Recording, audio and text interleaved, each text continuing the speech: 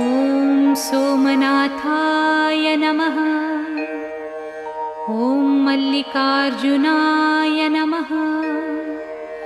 ॐ महाकालेश्वराय नमः। ॐ ओंकारेश्वराय नमः। ॐ वैद्यनाथाय नमः। ॐ भीमशंकराय नमः। ॐ रामेश्वराय नमः।